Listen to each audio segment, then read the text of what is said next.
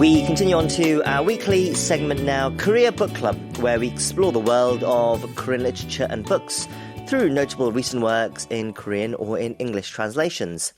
And to help us do that, we have joining us in the studio today, cultural essayist Colin Marshall, host of the podcast Kolin의 한국, and author of the essay collection 한국 요약 금지. Colin, hello, it's great to see you again. Glad to be back, Jang-ho. Okay, so you've brought for us today the newly published English translation of a Korean bestseller, or to be precise, the newly published English translation of the sequel to a Korean bestseller, right? Yes, indeed. This is Return to the Dallergut Dream Department Store by Miye, a book eagerly awaited by fans of the Dallergut Dream Department Store, which was published in English just last year.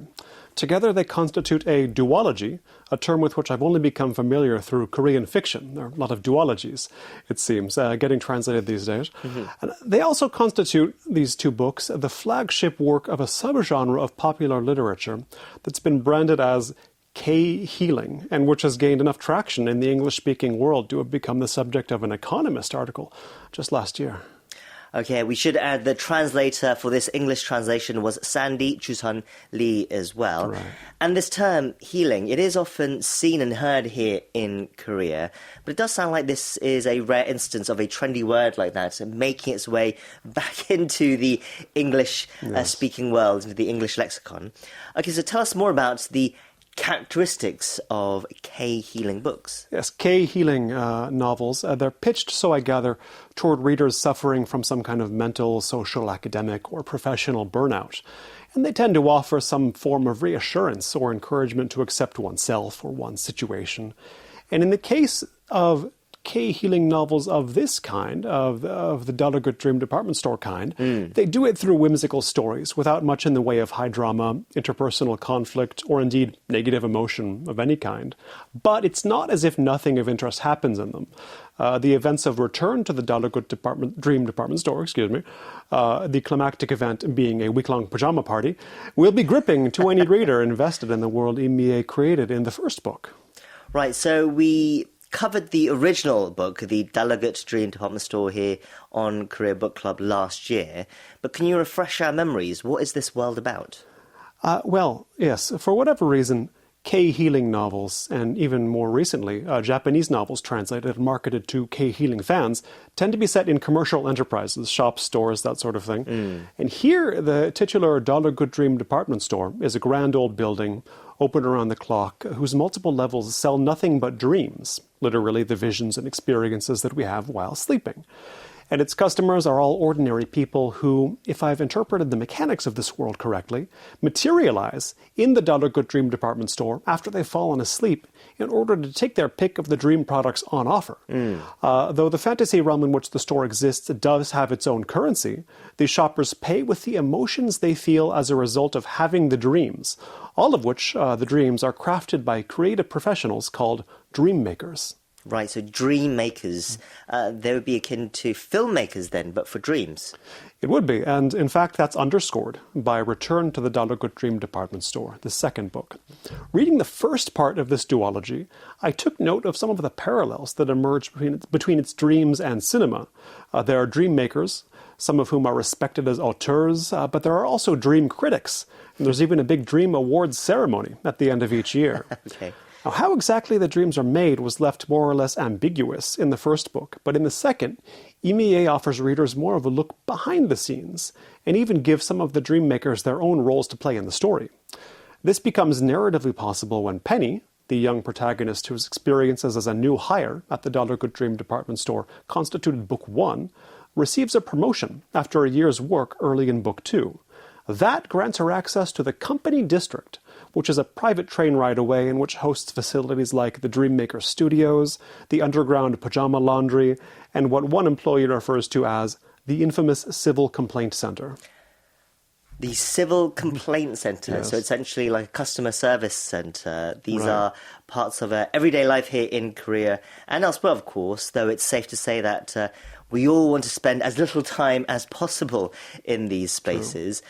So what goes on in the version that exists in the Dallergut Dream Department Store world? Well, it's where dissatisfied customers go to complain about their dreams. And as we've all experienced at one time or another, dreams are not always perfectly pleasant. And in building the reality of the Dallergut Dream Department Store, Miye incorporates the fact that we do sometimes have nightmares, in which one particular dream maker even specializes, and that certain dreams confront us with the same kind of undesirable situations over and over again. I can't tell you how many times I've dreamt of having forgotten to do something important, sometimes years or even decades after the deadline. I'm often back in college in these dreams. But here, in this novel, all dreams have a purpose, whether initially accepted by the dreamer or not. And if they can manage to feel the emotions the dream maker intended, they awake better equipped to deal with the life in which they find themselves.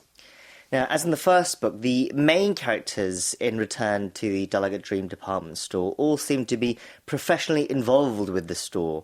But do we get glimpses of the dreamers' lives as well? We do, and even more so than in the first book, whose readers may recall that the store's customers come from all over the world, hence the need to remain open 24 hours.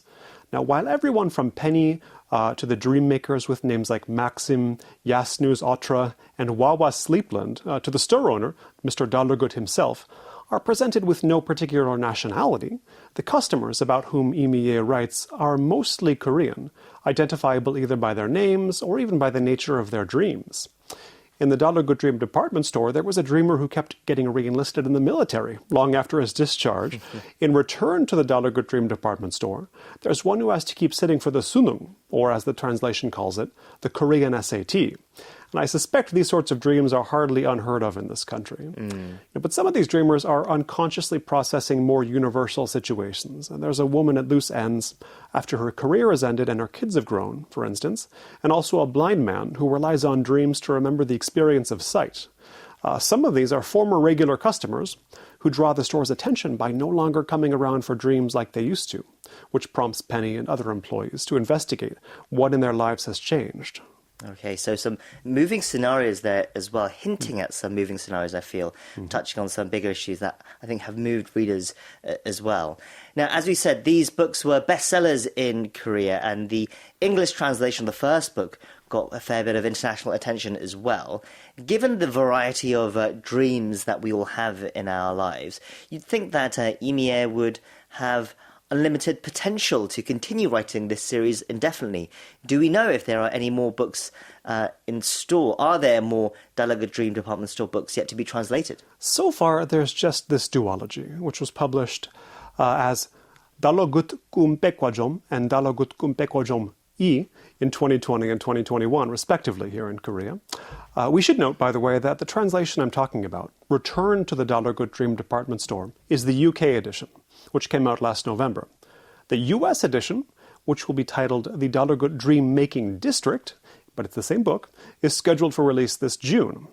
And as Korea Book Club listeners may remember, last summer I discussed on this program Miye's latest book, a novella called Tangbishil, which is about a reality show cast with so-called office villains, notorious for their bad breakroom etiquette. And it could hardly be labeled K-healing, which suggests that the author is trying to branch out from the kind of work that made her famous.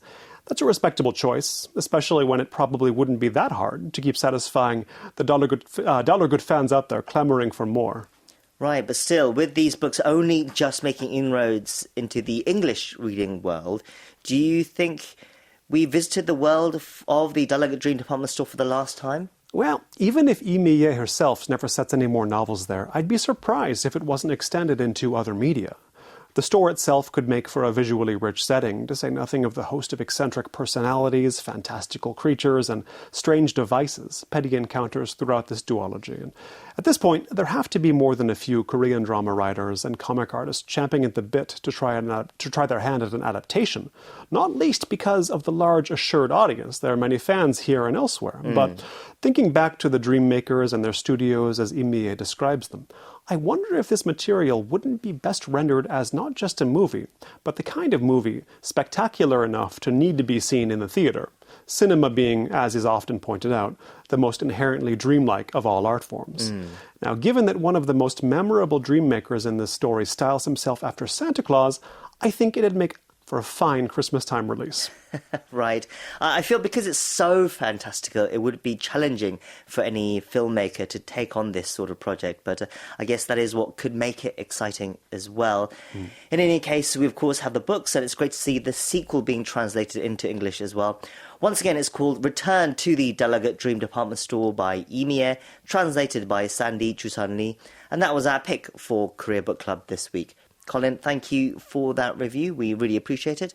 And we'll talk to you soon. Take care. Thank you. Talk to you soon. And that wraps up our show. We'll be back same time tomorrow, so do join us again then. I've been your host, Kwon Jang-won, and thank you as always for listening. Goodbye.